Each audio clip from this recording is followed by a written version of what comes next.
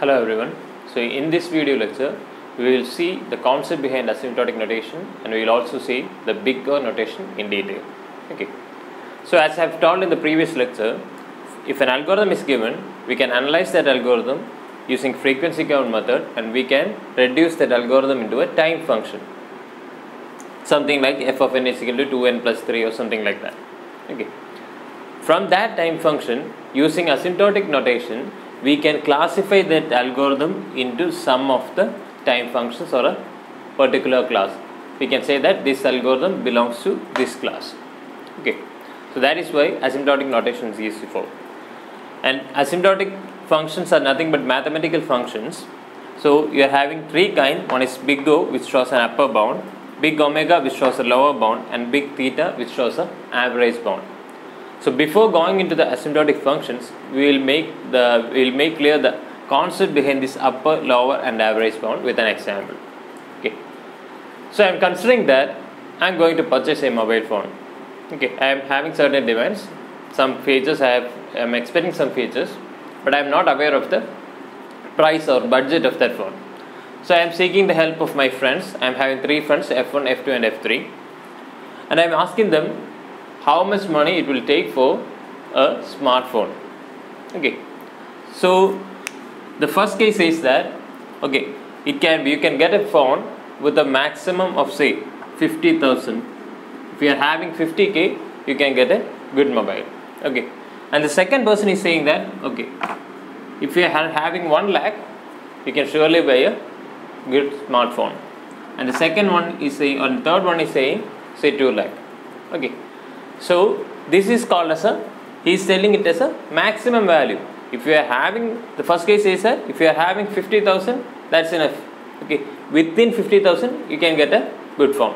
The second one is saying that within 1 lakh you can get a good phone. So this is the maximum value they are dealing. Okay, if you are having this much, you can buy it. Okay, this sort of thing is called as an upper bound.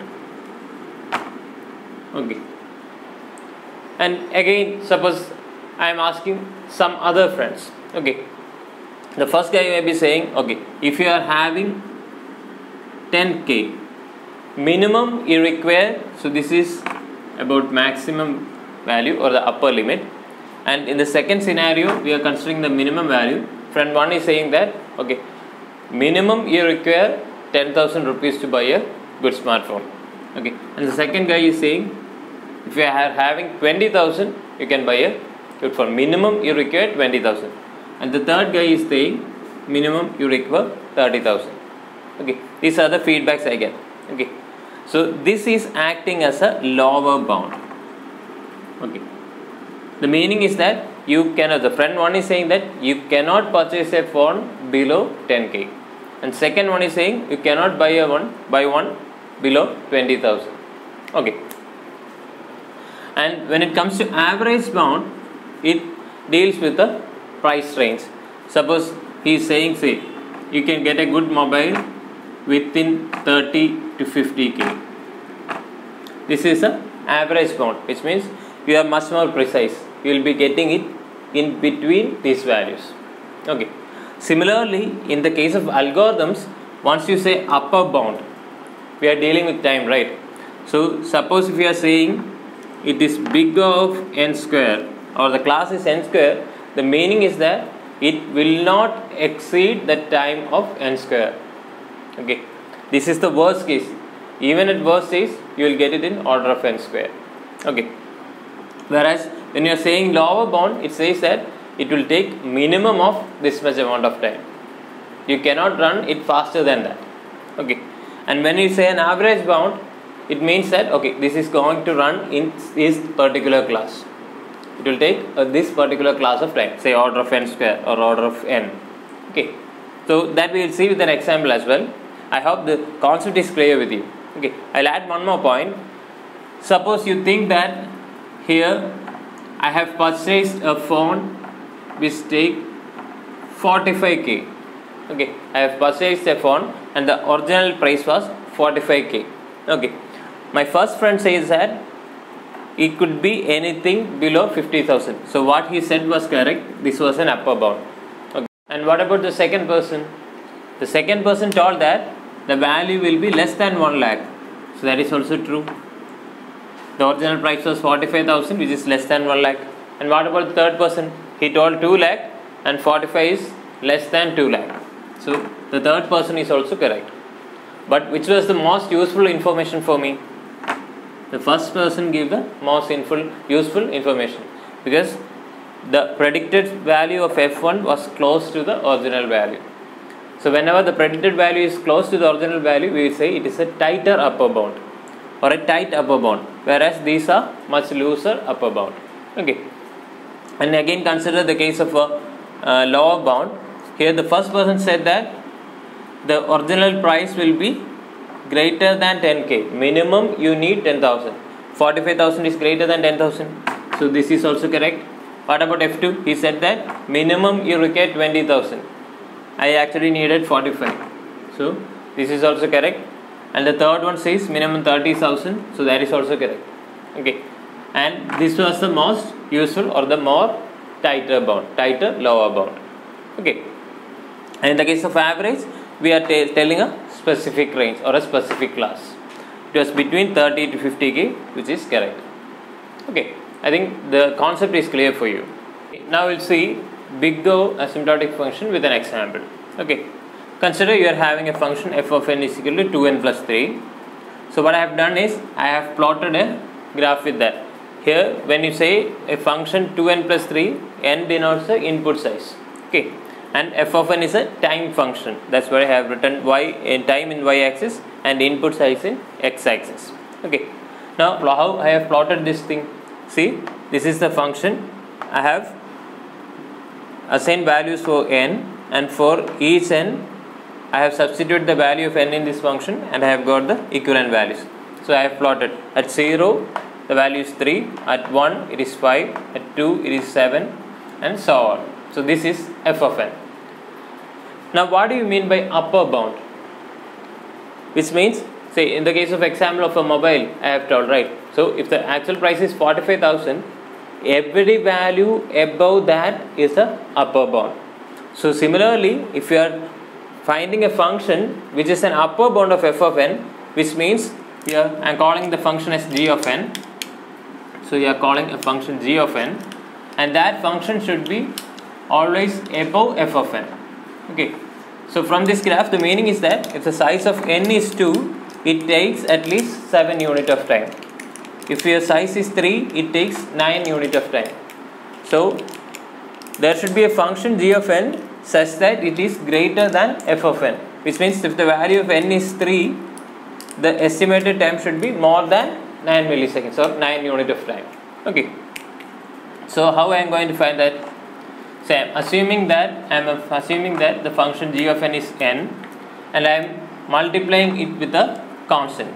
So I am making it as, say, 3n. So the constant is 3 and I am assigning function as n. So now we will try to plot the graph. We will find the values. So once n is 0, 3n means your value will be 0. When n is equal to 1, the value will be 3. When n is equal to 2, it will be 3 into 2, that is 6. When n is equal to 3, it will be 9. For n is equal to 4, it will be 4 into 3, 12. When n is equal to 5, it will be 15. So I will plot these points. When n was 0, the point was 0. When n was 1, the point was 3. When n was 2, it was 6. When n is 3, point was 9. When n was 4, it is at 12. And when n is 5, it is at, say, 15. So if you plot the graph or plot the curve, it will be something like this. So this is the function g of n. Okay. Can I say it is always greater than f of n?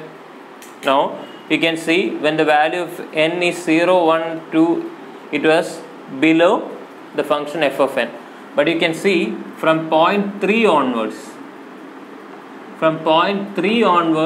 the function c into g of n is always greater than f of n. For any higher values of n, say any more than 3, I mean from any higher values for n, the function c into g of n will be always greater than f of n. So I am calling this point as n0. So I can say that the function f of n is always less than or equal to function c into g of n for all values of n greater than or equal to n0, where in this case n0 is 3. Suppose if I can write or if I can find a function like that, I could say that g of n is big O or upper bound of f of n. So if I could satisfy this condition, then I can say that f of n is order of g of n. Or in other way, I can say that this f of n is big O of n. Why I said n? Because g of n is n. Okay. So if I can satisfy such a condition, or from some point onwards, suppose if I can say the new function is greater or an upper bound of f of n, then I can say it is big O of that function. Okay. So now we will move to the formal definition of big O notation.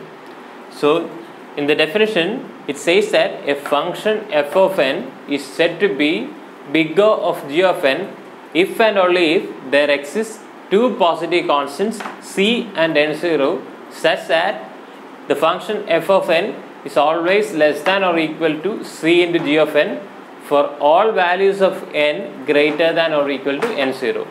We have seen that in the example. So suppose if I have a function f of n is equal to 2n plus 3, I can say that f of n is big O of n if I can find two positive constants c and n0 such that it satisfies the condition f of n is less than or equal to c into g of n. So in the example we have seen that with a c value 3 and n0 value 3, I could actually show that the function c into g of n is always greater than or equal to f of n, which means this assumption is correct, or I can say that f of n is big O of n. Okay, I hope it is clear.